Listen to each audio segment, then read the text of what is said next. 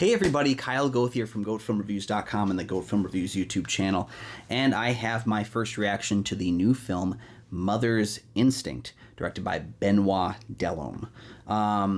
So, full disclosure, if you saw what I posted earlier, I posted a video about Sweet Dreams, the Johnny Knoxville starring film.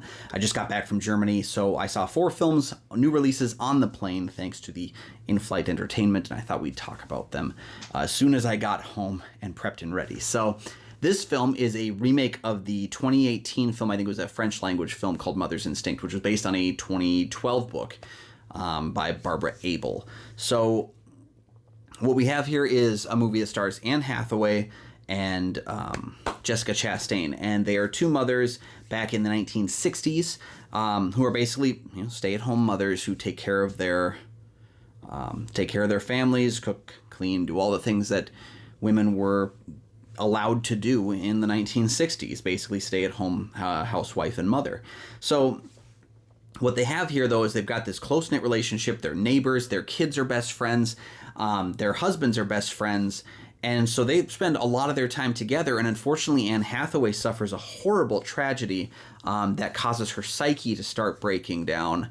And the people around her start to view her a little bit differently because of that. And it strains the relationship between Hathaway's character and Chastain's character.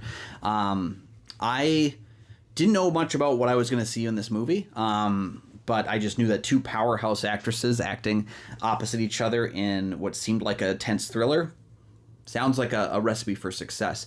I will say that the movie does struggle to find the correct tone at times, and I think part of it is because the movie has some really wild narrative swings to it that would be difficult to pull off. But at the core of this movie is you have 2 tremendous performances from Hathaway and Chastain in the lead roles as they go from friends to strained relationship to potential enemies, and can they get back to that friendship? Do they want to get back to that friendship? Can it be salvaged at this point?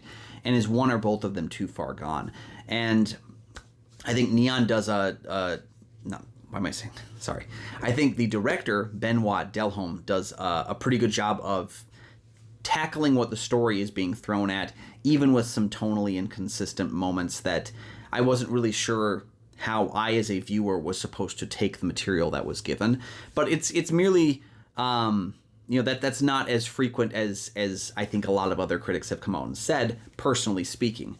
But yeah, there's some really interesting narrative choices that are made here, some surprises in store. I felt like the film kind of hinged a little bit on, there was another recent film, I think it's called Close, that came out in 2022, about 2 young children who are very, very good friends, and one of them passes away, and the other one is kind of forced to reckon with that, not really understand what happened, or has to figure out what happened and understand it better, I guess. And this is kind of similar to that film, but from a mother's point of view. And so I found that incredibly powerful stuff.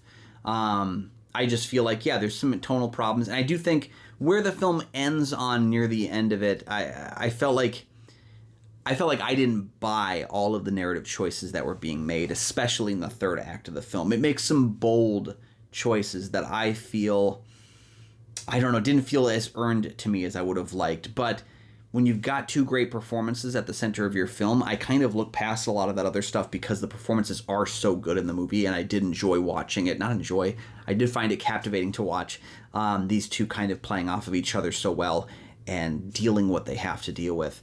And I think that on its own makes the film worthy of recommendation. So I'm going to tell you right now, it's an imperfect movie, but if you're looking for some strong performances and you like Hathaway or Chastain, I think they're turning out some good work here as well. I was incredibly impressed with those performances, and that I think uplifts some of the other narrative issues and tonal issues that are at play with director Benoit Delhomme's film.